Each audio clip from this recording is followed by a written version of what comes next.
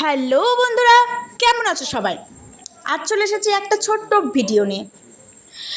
আমাদের এদিকে কাল সকাল থেকে কাল রাত থেকে আজ সকাল পর্যন্ত, আজ বিকাল দিকটাও বৃষ্টি পড়েছে, কিন্তু সকাল দিকটা একটু বেশি পড়ছিল। কাল রাত্রে অজস্র জোরে জল পড়ছিল, পুরো মুষলধারে। তো কাদের কাদের বৃষ্টি হয়েছে জানিও কিন্তু। এই বৃষ্টিটা অবশ্য সব জায়গাতেই হয়েছে।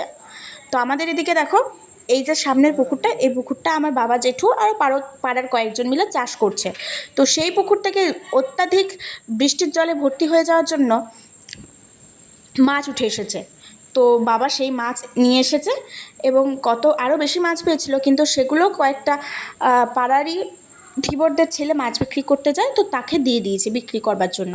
আর দেখো আমাদের ঘরের অবস্থা কীরকম হয়ে গেছে, সব জলে গোটায়। জল পড়লে ভালো লাগে ঠিকই, কিন্তু এত বৃষ্টি পড়লে না মোটেও ভালো লাগে না, কারণ চারিদিকটা সে কাদা ক্যাচক্যাচে হয়ে যায়। সারাদিন বৃষ্টি পড়লে ঘর থেকে কাজ থাকলেও বেরোনো যায় না, তো এই জন্যে বৃষ্টিটাকে এতটা ভালো লাগে না।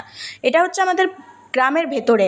আমার একটা বান্ধবী ভিডিওটা করেছে, দেখো কী রকম। এটা হচ্ছে সেই যেখানে কীর্তন হয়, ভিডিও পোস্ট করেছিলাম, যারা দেখেছো তারা বুঝতে পারবে।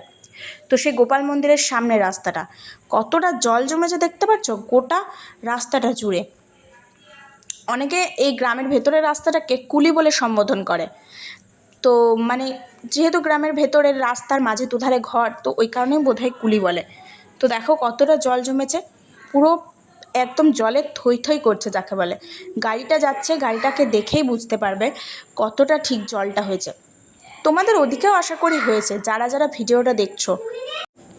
এই বৃষ্টি পড়লে বেশ একটু মনটা খিচুড়ি খিচুড়ি করে, তাই না? কিন্তু আমার আবার খিচুড়ি খেতে এতটাও পছন্দ নয়, ভাতটাও সেরকম ভালো লাগে না। অ্যাকচুয়ালি আমার খেতেই ভালো লাগে না, কিন্তু তাও খেতে হয়।